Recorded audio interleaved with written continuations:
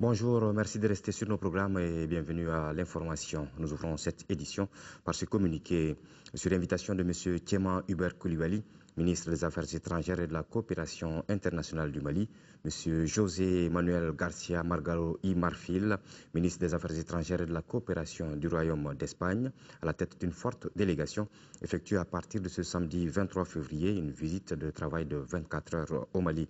Durant son séjour, il aura une séance de travail avec son homologue malien avant d'être reçu par le président de la République par intérim, le professeur Dioncounda Traoré. Situation au nord du pays avec les opérations de sécurisation de la ville de Gao. Plusieurs terroristes ont été tués dans des combats des localités par les forces maliennes, nigériennes et françaises. Des combattants du Moujiao, après avoir occupé le palais de la justice, la mairie et le marché, ont tiré sur une patrouille au moment où l'un de leurs véhicules a sauté sur une mine traditionnelle. Envoyé spéciaux à Gao, Daouda Sidiki Diarra et Massa Doumbia.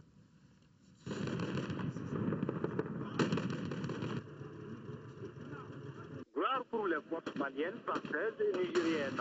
Les terroristes ont attaqué la ville de Gao à la roquette et à l'arme légère.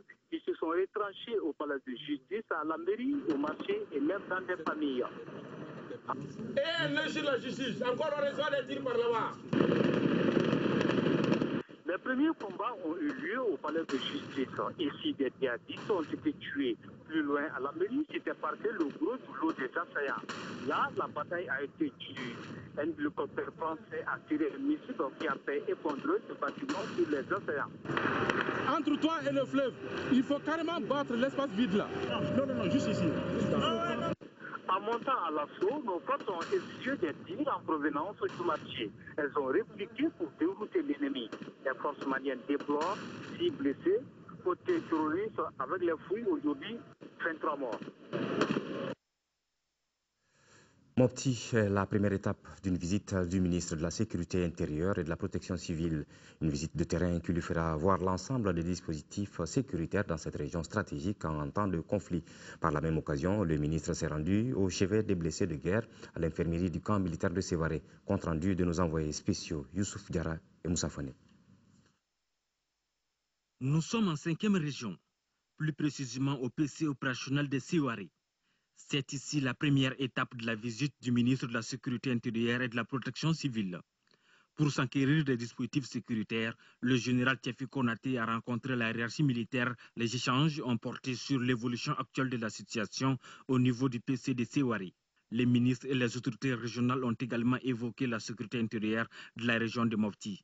Selon les autorités régionales, la situation est sous contrôle de nos forces armées et de leurs alliés. Les activités quotidiennes sont reprises. Les populations de la région sont restées confiantes aux capacités de nos forces armées et de sécurité à reconquérir l'intégrité du territoire national et à restaurer le climat de paix et de tranquillité nécessaire à l'exercice des activités administratives, politiques, économiques, sociales et culturelles. Le ministre a invité toute la population de la région à une franche collaboration afin d'aider nos forces armées et de sécurité dans leur mission. Je suis venu rencontrer ici les forces de sécurité au nord de la région de Mopti pour leur demander de jouer leur partition pleinement dans le cadre de la lutte contre ces groupes de terroristes et ces narcotrafiquants. La délégation ministérielle s'est aussi rendue au chevet de nos militaires blessés dans les combats hospitalisés à l'infirmerie du camp militaire de Sévaré, tout en saluant les sacrifices consentis dans l'accomplissement de leur mission régalienne pour la défense de la patrie.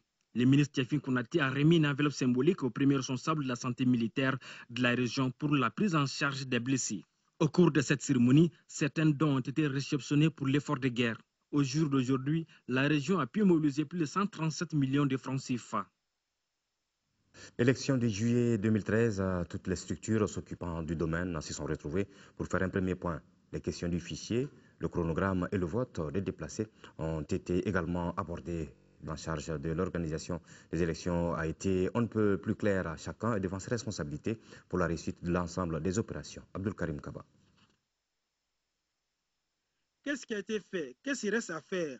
Surtout de ces questions que le ministère de l'administration territoriale, de la décentralisation et de l'aménagement du territoire, la CENI, montre. Tout cela pour la bonne marche des élections du gouvernement de transition, à réussir des élections libres, transparentes et apaisées. Les présentes assises procèdent sans doute de notre ferme engagement à réussir ensemble la mission à nous confiée par le gouvernement. Il s'agira pour nous de donner le meilleur de nous-mêmes en mettant en commun nos compétences, nos intelligences et nos savoir-faire. Entre nous, il n'y a de la place que pour la complémentarité. Il n'y aura jamais de concurrence. Nous devons réussir la mission ensemble ou échouer ensemble. Le représentant et résident du PNUD au Mali dira que l'assistance de son institution ne fera pas défaut pour une meilleure organisation. Cette réunion aujourd'hui est importante parce qu'un rôle capital vous incombe dans la préparation du processus électoral. Ce séminaire, nous pensons, de converger toutes les énergies vers la réalisation des objectifs communs. L'organisation d'élections justes, crédibles, transparentes, inclusives et apaisées. Comme inscrit dans sa feuille de route, le gouvernement de transition met tous les moyens de son côté pour réussir cela. D'où la présence de ces trois structures, à savoir le ministère de l'administration territoriale, de la décentralisation et de l'aménagement du territoire, la CENI et la direction générale aux élections. Le secteur bancaire malien renforce sa collaboration avec la presse en vue d'une meilleure communication. L'association professionnelle des banques et établissements financiers tient dans ce cadre à Sélengué ses troisièmes concertations avec les responsables d'organes de presse. Le ministre de l'économie, des finances et du budget a insisté sur les mesures à prendre pour permettre à notre pays de faire face aux impacts de la crise actuelle. Mamadou Kone et Chirfi Moulay Aïdara. Les banques et établissements financiers du Mali sont décidés à jouer tout leur rôle dans le renforcement du système financier et la croissance de l'économie du pays. Et comme la communication est primordiale dans l'atteinte de cet objectif, l'Association professionnelle des banques et établissements financiers APBF organise régulièrement des rencontres avec la presse. La troisième édition de ce cadre de concertation s'inspire de la crise politique et sécuritaire et ses conséquences sur l'économie de façon générale. Face à la situation de crise de 2012 et à bien d'autres préoccupations du moment, la nécessité s'impose à notre profession de disposer d'un plan de communication permettant d'informer plus largement sur les exigences de l'activité bancaire et sur notre contribution effective au financement de l'économie nationale. Conscient que la résolution des problèmes liés au financement des entreprises et de l'économie est prioritaire et conformément à leur vocation, les banques et les agents financiers du Mali proposeront au cours de ces journées des solutions concrètes et réalistes et réalisables à très court terme pour favoriser l'accès des entreprises au financement bancaire conformément aux dispositions réglementaires en vigueur. Le dialogue entre l'APBF et la presse, dont l'ultime objectif est le développement du pays, est très apprécié par le gouvernement qui y voit un grand intérêt, surtout dans un contexte aussi particulier. Le gouvernement a décidé de mobiliser tous les atouts dont le pays dispose. L'objectif recherché est de les mettre en synergie dans une démarche structurée et volontariste à travers la mise en œuvre d'actions qui seront de nature à assurer à notre pays une croissance forte et durable. C'est pourquoi j'exhorte banquiers et hommes de presse à élaborer et à mettre en œuvre des stratégies pour améliorer les conditions de financement de notre économie. Le ministre fonde beaucoup d'espoir aussi bien sur les banques et établissements financiers que sur la presse pour leur apport inestimable dans la bonne marche de l'ensemble des secteurs du développement. La justice fiscale a été au centre d'une journée de sensibilisation à l'intention des autorités municipales des communes 3 et 6 du district de Bamako. La rencontre vise à informer les élus et la société civile sur l'importance de la fiscalité pour le développement. Les notions relatives aux impôts ont été expliquées. Reportage de Moussa Fane. La coalition malienne Publiez ce que vous payez a entrepris un projet de renforcement des capacités de recherche et de plaidoyer pour la fiscalité équitable. Cette campagne d'information et de sensibilisation du public sur la justice fiscale s'inscrit dans ce cadre. Selon les organisateurs, l'équité fiscale est l'un des maillons essentiels qui vise à réduire la pauvreté et à promouvoir le développement. Nous, en informant les acteurs, ça leur permet, chacun en ce qui le concerne, de s'approprier de son rôle et responsabilité afin de participer pleinement au processus de mobilisation de gestion des ressources fiscales générées à travers les activités qui se passent dans le territoire, au niveau communal ainsi qu'au niveau national. Pour les autorités communales, cette journée de sensibilisation vient renforcer le taux de recouvrement des taxes et impôts. Si un citoyen se levait de lui-même et venir payer correctement ses taxes et ses impôts, je crois que ça peut contribuer davantage au développement de nos collectivités. La base de l'État, c'est les collectivités, parce que tout commence à partir de nous. Et aujourd'hui, l'essentiel de nos ressources nous parviennent des financements, c'est-à-dire de certains fonds de l'État, et aussi les taxes sur le foncier. Cela ne peut pas continuer. Il faut rappeler que le thème la justice fiscale est débattu simultanément dans les mairies de la commune 3 et 6 du district de Bamako. Prennent part aux travaux les élus et les membres de la société civile. 10 anciennes exciseuses viennent de bénéficier d'une aide de la Confédération syndicale des travailleurs du Mali, CSTM. Ce geste en faveur des anciennes exciseuses intervient après celle des vendeuses de bananes et autres secteurs informels. La cérémonie a eu lieu au siège de la CSTM. Nous retrouvons Abdelkarim Kaba. Les mutilations génitales féminines peuvent causer beaucoup de dégâts chez la femme. C'est pourquoi 10 anciennes exciseuses ont décidé d'abandonner la pratique. Cela grâce à une sensibilisation et à une formation de la Confédération syndicale des travailleurs du Mali et de ses partenaires espagnols. Comme acquis des 18 mois du projet, 660 personnes ont été informées et sensibilisées sur les méfaits néfastes de l'excision. 24 animatrices ont été formées à raison de 4 animatrices par localité. 60 exciseuses ont été informées, sensibilisées, formées et appuyées financièrement par le projet. Après l'abandon de la pratique de l'excision, la CSTM forme ces femmes et leur vient en aide. Ainsi, après Kaï, Koulikoro, Sikasso, Ségou et Mopti, elle a offert 800 000 francs CFA aux 10 femmes pour l'étape de Bamako. Aujourd'hui, nous nous réjouissons d'être au terme de ce projet, après avoir apporté ce que nous estimons comme un minimum de contribution de la CSTM à la défense des droits des femmes.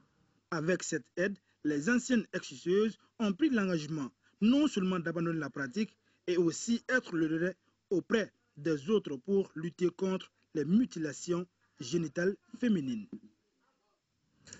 Un mot de cinéma dans cette édition, Toile d'araignée, le premier film du réalisateur malien Ibrahima Touré, adaptation d'un célèbre roman des années 80, sera en compétition au FESPACO de Ouagadougou. Le film de notre compatriote s'inspire de l'emprise de la société sur l'individu.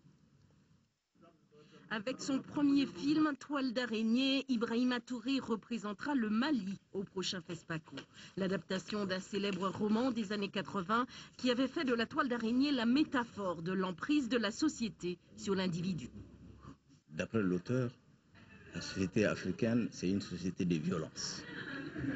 Violence faite aux individus.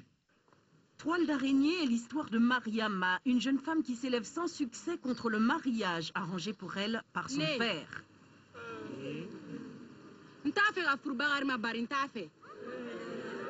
Un père tout-puissant en régime de dictature. Dans les années 74, la toile, c'était la vie politique, c'était le parti unique. Le pouvoir militaire qui était là dans nos sociétés et qui empêchait les individus, l'homme de s'exprimer. Le film a été financé à 100% par l'État malien, 325 millions de francs CFA. Signe d'une volonté politique de faire vivre le cinéma, mais un effort jugé encore insuffisant pour assurer une production régulière. Ce que l'État nous donne ne suffit pas. Et puis il y a aussi un autre problème, c'est le décaissement. Parce qu'au niveau de l'État, par exemple, au niveau du budget de l'État, même si vous avez 100 millions de décaissement, ça se fait par trimestre. Or, un film, lorsque vous avez le budget d'un film, il faut mettre la totalité du budget du film pour que le film soit produit. En dépit d'un financement pointillé, Toile d'araignée a été présenté dans de nombreux festivals internationaux en 2012. Il a même remporté le prix de la francophonie à Vue d'Afrique à Montréal. En Guinée voisine, l'inculpation du commandant Sékou Resco Camara, actuel gouverneur de Conakry, ancien membre de la garde rapprochée du général Sekouba Konaté pour acte de torture, est un pas vers la fin de l'impunité. Le commandant Sékou Resco Camara, l'actuel gouverneur de Conakry, a été rattrapé par la justice de son pays.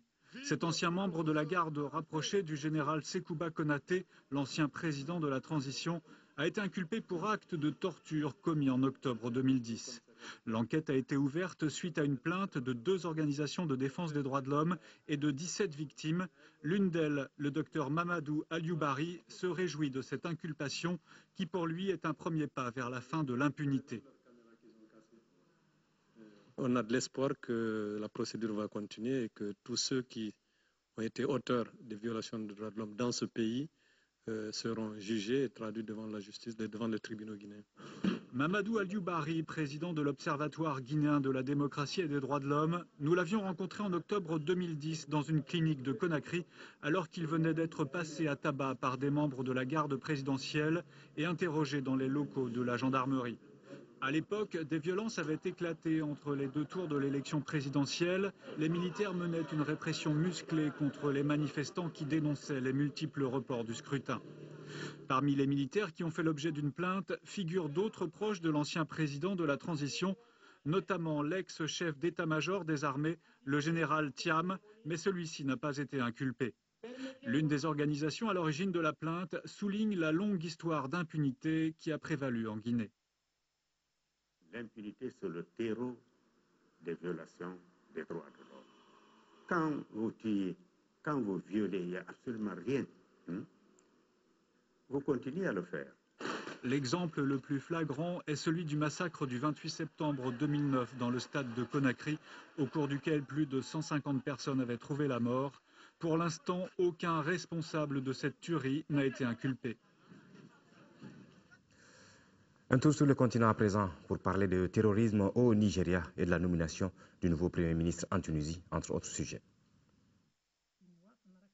Ali Al-Rayed, dernier ministre tunisien de l'Intérieur, a été désigné par le parti islamiste Ennahda au poste de Premier ministre où il succède à Hamadi Djebali, démissionnaire. Le président Marzouki a fait savoir qu'il approuvait cette nomination. Ali Al-Rayed a un délai de 15 jours pour composer son gouvernement et présenter son programme. Prisonnier, torturé sous le régime de Ben Ali, le nouveau Premier ministre est considéré comme un homme de dialogue. La police secrète nigériane a rendu publique l'arrestation d'Abdoulali Mustafa Berand, un religieux musulman pour activité terroriste. Avec 2 complices, il lui est reproché d'avoir créé pour le compte de l'Iran une cellule terroriste. Il rassemblait des informations sur des cibles potentielles américaines ou israéliennes. Les autorités iraniennes ont nié toute implication dans cette affaire. Voilà, c'est tout pour cette édition. Vous retrouverez à 20h Nyanya Aliou Traoré pour la grande édition du soir. En attendant, apportons tout notre soutien à nos forces armées et tous leurs alliés dans la difficile mission de reconquête de notre territoire national. À eux.